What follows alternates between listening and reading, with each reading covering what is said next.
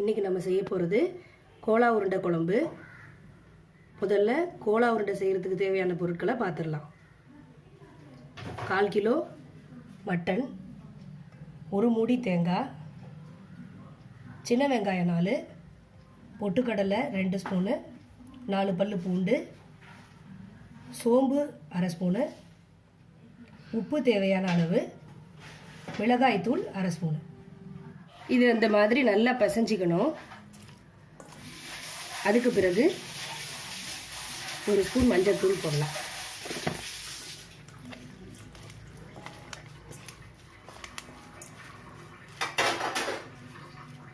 இதை மிக்ஸி ஜாரில் சேர்த்து அரைச்சிடலாம். இந்த மாதிரி 10லேருந்து 15 நிமிஷம் நல்லா மைய அரைச்சிக்கணும்.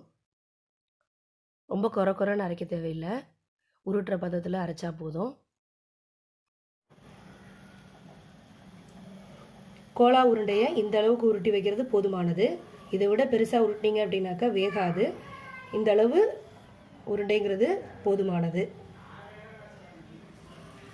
கிராம்பு, பட்டை, சோம்பு தாளிப்புக்கு, சின்ன வெங்காயம், தக்காளி, கொத்தமல்லி, கருவேப்பிலை, இஞ்சி பூண்டு பேஸ்ட்டு.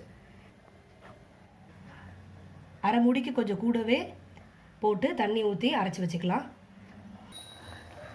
இதில் கறி கொஞ்சம் சேர்த்துக்கிறேன். நான் குழம்புல கறி இருந்தால் சாப்பிட்றதுக்கு இன்னும் சுவையாக இருக்கும். அதனால் ரொம்ப கம்மியான கறி தான் நான் சேர்த்துருக்கேன். இதில் கொஞ்சம் தண்ணி விட்டு இஞ்சி பூண்டு பேஸ்ட்டு போட்டு மஞ்சத்தூளை போட்டு 3 விசில் விடலாம். இதோடு சேர்த்து நம்ம முருங்கைக்காயை ஏற்கனவே நான் வேக வச்சுருக்கேன். தண்ணி ஊற்றி உப்பு போட்டு வேக வச்சுருக்கேன்.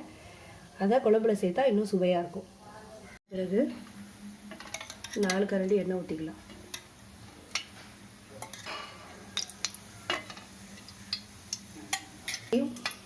இதில் தாளிக்க தேவையான பொருட்கள் எல்லாத்தையும் போட்டுடலாம்.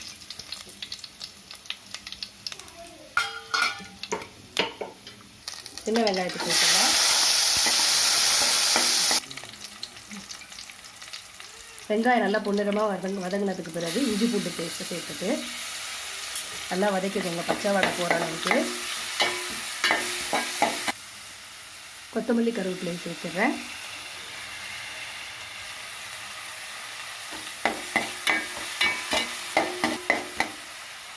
தக்காளியும் சேர்த்துடலாம்.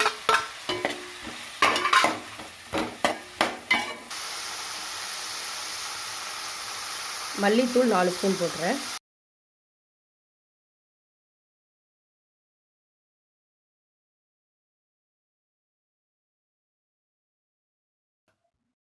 ரெண்டு ஸ்பூன் மிளகாத்தூள் சேர்த்துக்கலாம்.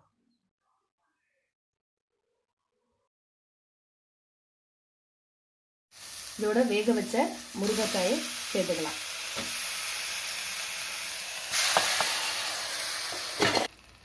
இப்போ தேங்காயை சேர்த்து வதக்கிடலாம்.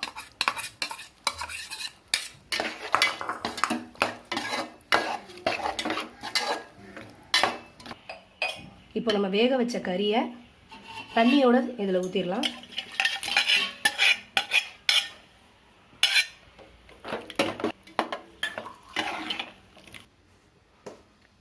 இப்போ மஞ்சத்தூள் சேர்த்துக்கலாம்.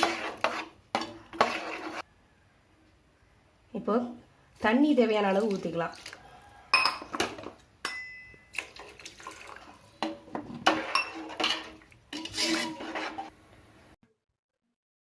தேவையான அளவு உப்பு சேர்த்துருங்க. நல்லா கொதித்து வந்ததுக்கு பிறகு கோலா உருண்டைகளை போட்டுடலாம்.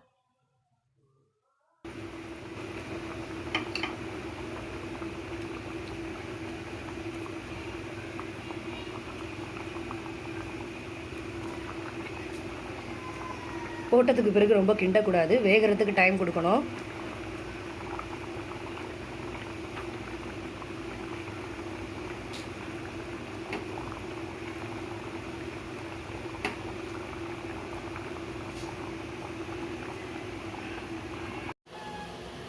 எண்ணெய் தனியாக பிரிஞ்சு வந்துடும்.